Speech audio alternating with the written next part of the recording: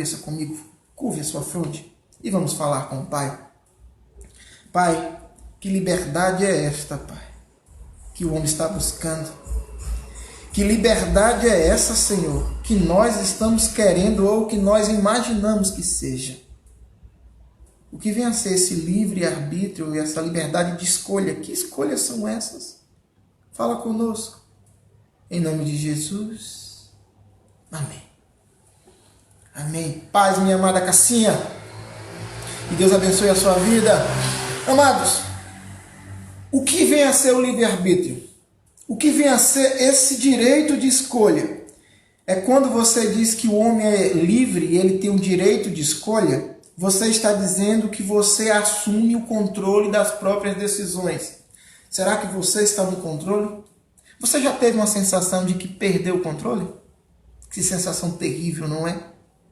Que sensação terrível. Quando você já não está mais no controle, você fica, na verdade, desconcertado. Então, quando eu digo livre-arbítrio, quando eu falo que eu tenho direito de escolha, então eu estou dizendo que eu estou no controle das minhas próprias decisões. Mas para você entender acerca do livre-arbítrio, você precisa entender 3 fatores aqui. O primeiro fator é a questão da livre agência humana. É o nosso primeiro ponto. Livre agência humana. O segundo ponto que você precisa entender é o livre arbítrio moral. Que liberdade moral é essa que podemos ter? E depois a chamada liberdade absoluta. Será que nós temos liberdade absoluta? Então vamos para o nosso primeiro ponto. Livre agência humana. O que vem a ser isso? Nós, eu e você, nós somos um agente livre. Nós somos agentes livres. Os seres humanos possuem vontades próprias. Que vontade é essa? Diferente das pedras, diferente das montanhas, das águas. Nós temos vontades próprias. Nós temos vontades o quanto que nós vamos fazer. A pedra, ela não tem vontade própria. Ela fica onde a colocarem. As montanhas não têm vontade própria. Ela vai ficar onde se colocarem. As árvores, elas não têm vontade própria. Ela vai ser onde ela ser plantada, ela vai estar. Diferente da gente, nós somos agentes livres. Deus nos dotou de uma liberdade dessa agência humana. Mas como assim? Na verdade, eu vou dar um exemplo bem simples para você. Hoje você quis vestir amarelo. Você está com a vontade de vestir amarelo, você vai vestir amarelo. Você quer sair com qual tamanco? Qual é o seu tênis? Qual é o seu tamanco? Você escolhe aquele da marca tal ou da marca tal, de cor tal ou de material tal. Você é um agente livre. Você toma essas decisões. E não só essas decisões, mas também tem algumas decisões que você é responsabilizado, como eu sou responsabilizado. Vou te dar um exemplo. Josué, capítulo 24, verso 15. Josué chega para o povo e vai dar um basta no povo. Josué agora é o novo conquistador. Porque Moisés foi o libertador, Josué agora é o conquistador. Ele foi preparado para conquistar terras. Josué está à porta de Jericó, está pertinho de Jericó e conquistar Jericó. Josué agora fala, vamos parar de bagunça. Se vocês acham que Deus é Deus, então venha para o lado de cá. Mas se vocês acham que os seus deuses, os seus Baals são deuses, então fica onde está. Porque eu e minha casa serviremos ao Senhor. O que Josué está fazendo? Está colocando o homem para tomar decisão. E ele vai ser responsabilizado por isso. Outro exemplo. A escolha do pecado de Davi. Davi, ele olha, deseja, ele quebra mandamentos, há sentenças agora, a morte na família, há todo um processo do pecado. Ele desejou e escolheu errar. E ele foi penalizado pelas suas consequências. Nós somos responsabilizados pelas nossas decisões. Outra coisa que você, em outro lugar que você aprende biblicamente, Deuteronômio, sempre eu estou citando Deuteronômio 30. Deuteronômio 30, 19 vai dizer, olha, eu que coloco entre você o bem e o mal, a vida e a morte, bênção e maldição. É como que Deus coloca, sopra no seu ouvido bem assim, vou te dar uma dica. Escolha a vida. Escolha a vida para que viva. Decisões. Você é um agente livre para tomar decisões. Isso é ser um agente livre, diferente das pedras, das árvores, das montanhas, diferente da criação em si. Você escolhe, você pode até escolher que a cor do seu cabelo. Tem gente que gosta de pintar o cabelo de verde, vermelho. Tem gente que gosta. Tem gente que gosta de ser ruivo. Eu tenho uma ovelha amada que eu pergunto a ele assim, qual é a cor do seu cabelo? Ele diz, eu sou ruivo. É meu amado, eu não vou falar o nome não, meu amado, não vai ficar vermelho não. Então, você pode escolher pintar o seu cabelo, pintar a sua unha. Você pode pintar a sua unha de verde cintilante, verde em cana. E botar a culpa dizendo que isso é culpa do baiano, uma unha toda pintada de verde cana, verde cintilante, que dá para ver de longe. Você pode vestir uma camisa laranja, um braseiro, que você olha de longe, o cheguei. Você é um agente livre. Você é um agente livre. Mas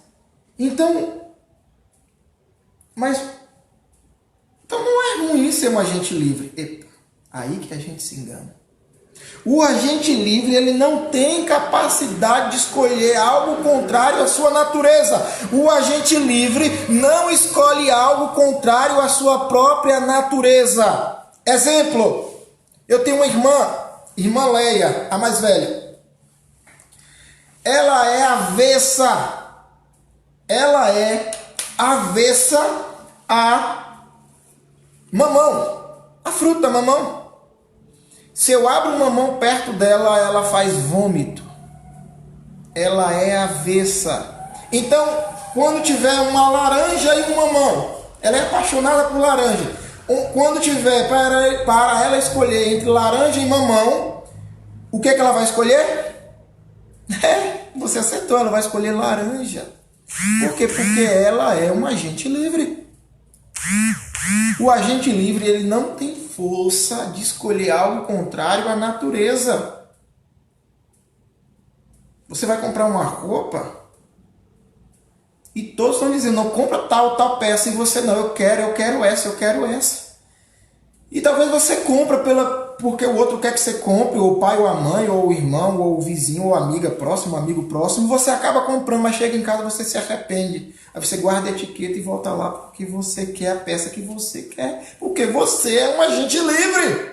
O agente livre, ele não tem força de escolher algo contrário à natureza. Eu tenho uma ovelha que ele é avesso a alho. Se ele sentir o cheiro de alho, ele faz vômito. A comida dele é preparada sem alho. Porque ele é avesso a alho. Então, entre uma comida com alho e sem alho, ele vai escolher o quê? Uma comida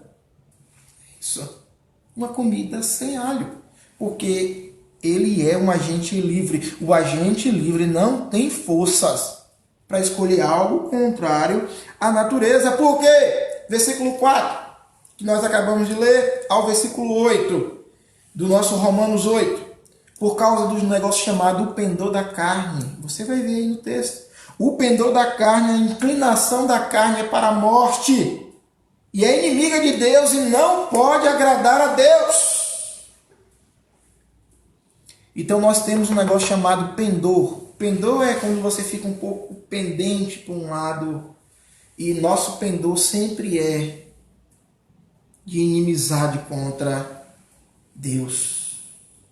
O agente livre, ele não tem forças para escolher algo contrário à sua natureza. Deu para pegar? Então vamos continuar. Livre-arbítrio moral é o nosso segundo ponto. Livre-arbítrio moral. O que vem a ser o livre-arbítrio moral? Primeiro, o livre-arbítrio moral ele existiu antes da queda. Que queda? A queda do homem. O pecado original. O que é o pecado original? É o primeiro pecado do mundo. É o pecado de Adão e de Eva, que são representantes da humanidade. Eles são representantes da humanidade, da raça humana. Eles pecaram e todos nós pecamos. Porque se ele não comesse do fruto, se ela não comesse do fruto, você comeria do fruto. Porque essa é a representação. Quando tem um homem ou uma mulher que representa a mim e a você, Deus está dizendo, eles estão representando vocês, seres humanos. Se não fosse eles, outros fariam. Por isso é a representação. Não tem como. Oh, que pena, porque Adão foi comer, a Eva foi comer. Não tem jeito, o homem comeria. Por isso que Deus já tinha um projeto de salvação. Por isso que já tinha o descendente da mulher que esmagaria a cabeça da serpente. Porque o homem tem um pendor. Depois que ele peca, ele vem carregar agora o pendor da carne. Então, antes desse pendor, ele tinha um livre-arbítrio, ele tinha uma liberdade de escolha. Ele poderia, assim por dizer, que ele poderia estar no controle da situação. Pecar ou não pecar. Fazer o que é certo ou o que é errado. Então, no livre-arbítrio moral, a questão moral existiu. O homem, sim, teve essa liberdade. Teve, passado, pretérito. Teve.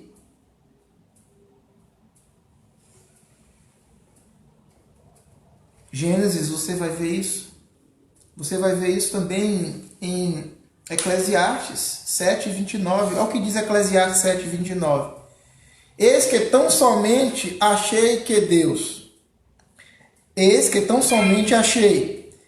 que Deus fez o homem reto, mas ele se meteu em muitas astúcias. Eu tenho que agora tirar o telefone do gancho. Eu já volto.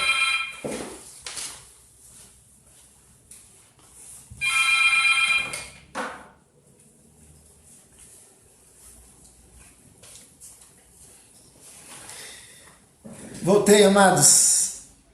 Então, onde é que eu estava? Sim, do pecado original, Eclesiastes 7:29. Peguei. Eis que tão somente achei que Deus fez o homem reto, mas ele se meteu em muitas astúcias. Então Deus fez o homem perfeito e deu a ele a liberdade, sim, de escolher entre comer ou não comer, obedecer ou desobedecer. Deus deu essa liberdade ao homem para fazer o bem ou para fazer o mal. O homem escolhe o quê? Fazer o mal. Então, amados, agora vem a queda.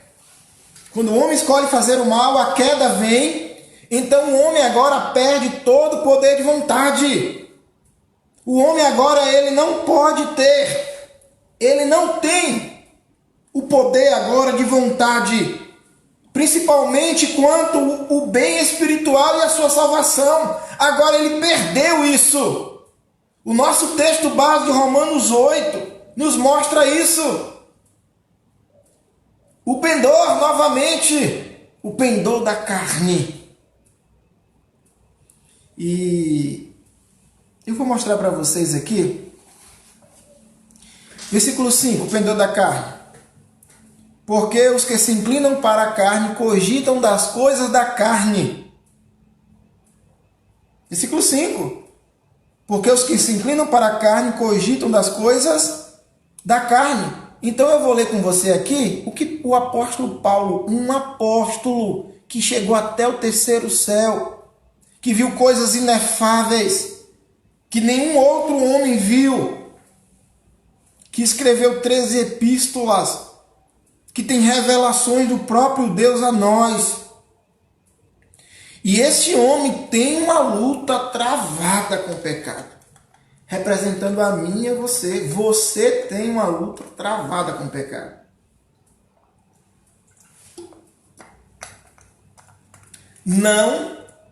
Não se dê por vencido. O apóstolo Paulo diz assim pra gente. Ele vai dizer, lembra daquele texto que ele vai dizer, se eu não me engano é Romanos 7, ele vai dizer que o pendor da, não o pendor da carne, ele vai dizer que ele quer fazer, ele quer acertar, mas ele não consegue. Vou ler para vocês. Porque bem sabemos que a lei é espiritual. Eu, todavia, sou carnal. O apóstolo Paulo dizendo, eu sou carnal, vendido à escravidão do pecado. Porque nem mesmo compreendo o meu próprio modo de agir. Pois não faço o que prefiro, sim o que detesto. Eu não faço o que eu prefiro, mas o que eu detesto. Ora, se faço o que eu não quero, consinto com a lei que é boa. Neste caso, quem faz isso já não sou eu, mas o pecado que habita em mim. Porque eu sei que em mim, isto é, na minha carne, não habita bem nenhum. Pois o querer o bem está em mim, não porém o efetuá-lo. Porque não faço o bem que prefiro, mas o mal que eu não quero, esse eu faço. Mas, se eu faço o que não quero, já não sou eu quem o faz, e se o pecado que habita em mim. Então o apóstolo Paulo agora está travando uma luta, ele está mostrando para nós que há uma luta nossa contra o pecado. Não adianta achar que você é santo o suficiente que não vai cair. Então você acha que é santo o suficiente e não cai, então você não vigia mais. Você só vai cair se não vigiar. Você vê que o negócio está ficando perigoso. Em todas as áreas.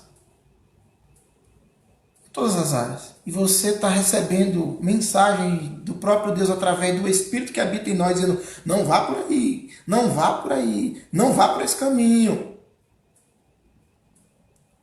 E você para de vigiar e cai. Mas graças a Deus que há um advogado. Lembra de John? Meu amigo John, ele fala, filhinhos, não pequeis. Mas se todavia vier a pecar, temos um advogado que está nos céus. Jesus Cristo. Jesus, o justo. O justo.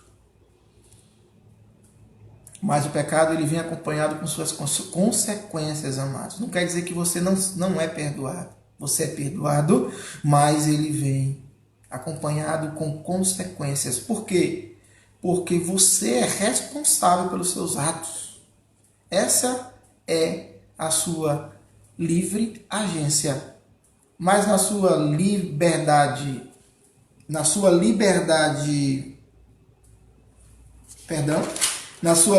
moral, você já perdeu isso. Nós não somos moralmente suficientes para dizer não ao pecado.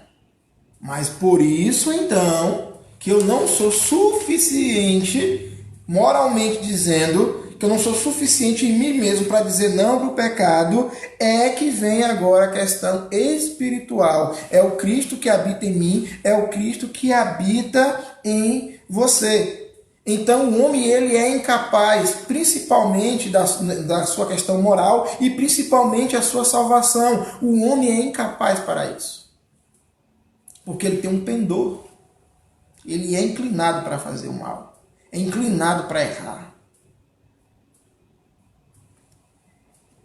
Então, amados, lembra de Efésios 2:1? Estávamos mortos em nossos delitos e pecados.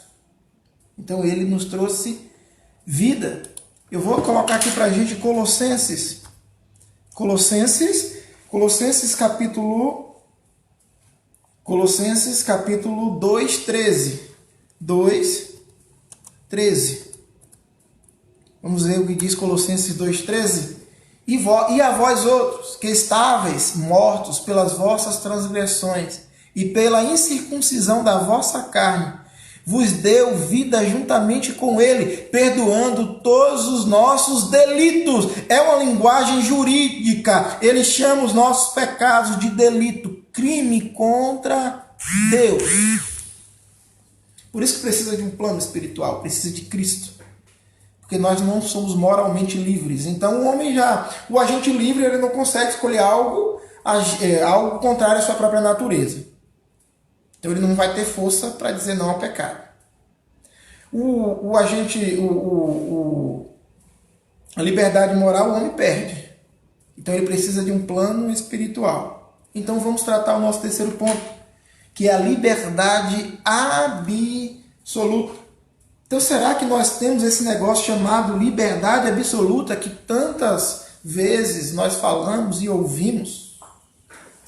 Lembra do movimento feminista, que na verdade o movimento do feminista é uma vergonha. Não as mulheres que quiseram realmente ocupar um espaço que queria realmente proteção, essas mulheres que queriam dignidade, não o movimento que é hoje, um movimento extremamente demoníaco. As mulheres entrando nos shoppings desnudas, seios de fora, pornografias, uma forma de protestos terrível, achando que isso é liberdade absoluta. Eu não estou falando da mulher em busca dos seus direitos, que na verdade isso não é feminismo, isso seria, na verdade, a mulher buscando por seus direitos. Mas o feminismo que nós conhecemos é algo demoníaco, é algo que quebra os padrões do que a Bíblia descreve. Quebra a ideia da submissão ao homem, não a submissão do homem carrasco, mas de aceitar a proteção do esposo, aceitar a proteção daquele cuidador. Porque quando Deus diz assim, ó, marido, amai a vossa mulher, porque o marido ama, e quem ama vai ter bons cuidados para com quem ele ama. O homem ama e ela aceita os cuidados do homem. Então, o feminismo vem quebrando isso tudo e vem pregando a liberdade absoluta. Seus corpos não é de ninguém, diz assim, eu não sou de ninguém. E não só mulheres, mas homens também. Ele se coloca no lugar de um prostituto, porque a Bíblia diz que quem deita com a prostituta fez-se um com ela. Muitas vezes nós olhamos só para as mulheres. Aqui tem um céu aberto, aqui em Itatinga, aqui em Campinas, tem um céu aberto das prostitutas. Mas a gente muitas vezes só olha para mulheres. E os homens que são aqueles que vão em busca? Então você, homem, você que deita com a prostituta se torna um com ela, diz a palavra. E você, mulher, que se faz de prostituta e também se deita com prostituto, se faz um com ele. Então, meus amados, vamos retornar aqui, um recado, na verdade. Então, vamos voltar aqui no nosso texto básico. Então, essa verdade, essa liberdade absoluta nunca existiu. Eu quero dizer isso para você. Que pena que eu tenho uma notícia ruim para te dar. Essa liberdade absoluta nunca existiu. Por quê? Porque Deus tem seus decretos. Deus tem a sua soberania. Se você começa a perceber um Deus soberano, você vai viver melhor. Quando você entender que tudo está nas mãos de Deus e é a soberania dele que rege todas as coisas, você vai viver melhor. Então, a liberdade absoluta, isso nunca existiu. Porque nós temos um Deus soberano. E isso é um erro diante das Escrituras quando você acha que tem liberdade absoluta. A gente não vai muito longe. A gente não vai muito longe para provar isso. Por quê? Nós temos a questão física e mental. Você percebe que você tem limitações fisicamente. Só precisa entender isso. Você tem limitações físicas. Então você não tem liberdades absolutas então no seu físico. A nossa mente não compreende tudo. Então nós temos limitações mental. Tem um livro de um escritor e pastor da Batista chamado Jonas Madureira. Ele tem um livro muito bom que ele diz que o tema do livro é Inteligência Humilhada. Nós somos humilhados porque não compreendemos tudo. É a nossa inteligência que se humilha diante da grandeza de Deus. Você muitas vezes quer resposta para tudo e Deus te humilha. E Deus me humilha. Nós não temos resposta para tudo. Nós vamos em busca em quem tem. Jesus. O Verbo. O Logos eterno. E fisicamente nós somos limitados. Mentalmente nós somos limitados. Eu vou dar um exemplo para você. Na ordem natural desse mundo, também nós somos limitados. Por exemplo, qual é a ordem natural? Nascer, crescer, você já terminou. É isso. Desenvolver, multiplicar. E o quê? E morrer. Nós somos limitados pelo tempo. Que liberdade absoluta que nada. Eu vou dar um exemplo bem simples agora para você. Mais simples ainda. Você sai para comprar uma blusa. Na sua mente tem um rosa bebê. Você mulher quer um rosa bebê. Tem homem que gosta. Eu gosto de rosa também. Mas na sua mente tem um rosa bebê que você quer comprar. Mas você sonhou com esse rosa bebê. Você sonhou com essa tonalidade. Tem várias tonalidades. E você sonhou com essa tonalidade. E você vai em busca. E você entra na primeira loja e fala, não me agradou. Essa até que parece, mas a cava que eu estou querendo, a cava da blusa tem que ser tal forma. Aí você fala, essa até que me agradou, mas não é a cor que eu quero, que eu estou em mente. E também não é a manga, não é a mesma manga que eu tenho em mente. E você acha que tem liberdade absoluta. Nem nas suas escolhas você tem liberdade absoluta. Sabe por quê? Porque você entra em loja, sai de loja, entra em loja, sai de loja. Você não encontra. E para não perder a sua ida, sabe o que você faz? Você compra um rosa que quase chegou perto daquilo que você estava em mente. A sua liberdade não é absoluta. Você entra numa cafeteria, você tem que pegar o cardápio. Você não pode chegar numa cafeteria e pedir um sorvete de jaca. Que liberdade absoluta que você tem? Você não tem nenhuma liberdade absoluta. O maridão chega em casa do trabalho. Eita Deus. Querendo o colo da esposa, jantar e colo da esposa. O que tem aí, mulher? Ela fala, ué, tem ovo aí. Esquenta lá o feijão e come. Aí você olha assim, você fala, na mente você imaginou que ela tinha preparado um soufflé, tinha preparado umas delícias, umas guloseimas, você estava em mente. Aí você chega em casa, talvez ela não deixou você nem esquentar a comida, te deu na mão. Foi até cordial com você. Mas não era aquilo que você estava realmente querendo. Porque você não tem liberdade absoluta, coisa nenhuma. O homem nunca teve liberdade absoluta. Até no Éden, o homem escolhia entre comer e não comer. E não passou disso. O homem não podia escolher outro fruto. O homem não podia escolher, o homem não podia escolher outra coisa a não ser o direito de escolha.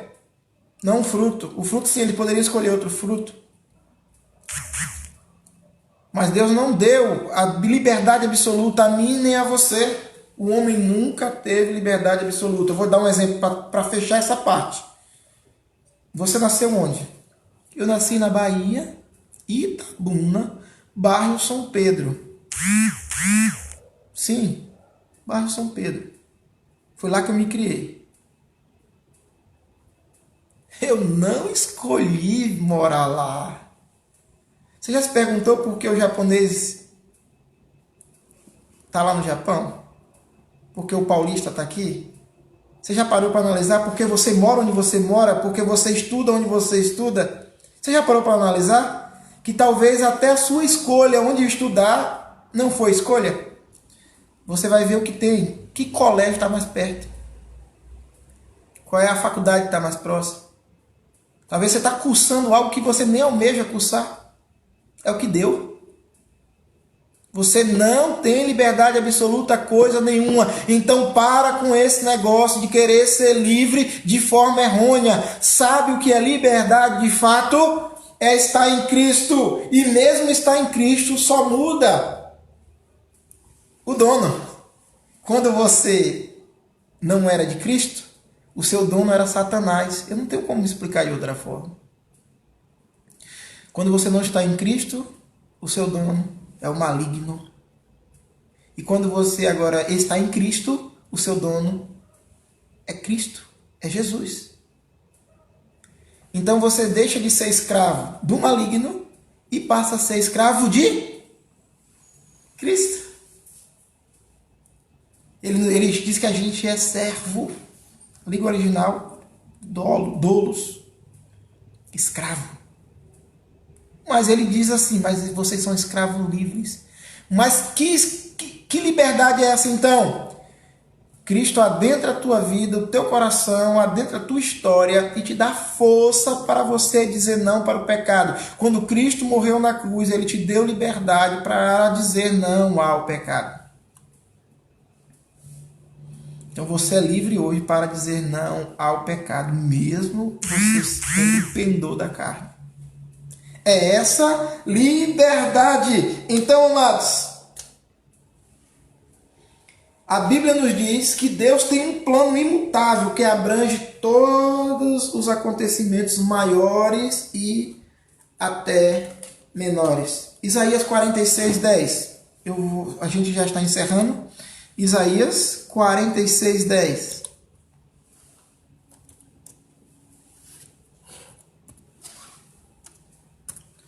Isaías 46:10. E diz assim: que desde o princípio anuncio o que há de acontecer, e desde a antiguidade as coisas que ainda não sucederam.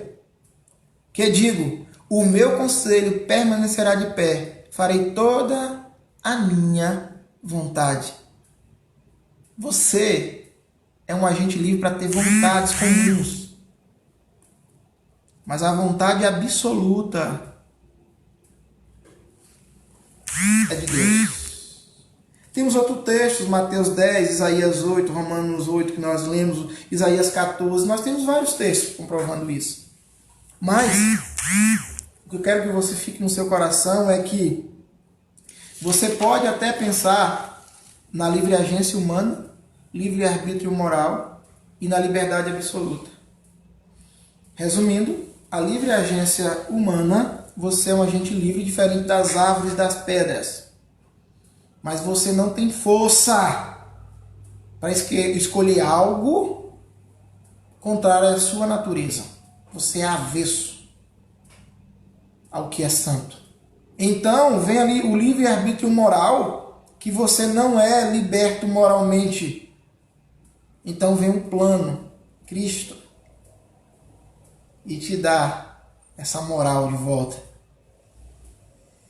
E logo após vem a liberdade absoluta que você nunca teve. Então pare de buscar o que você nunca teve. Então que Deus assim te abençoe.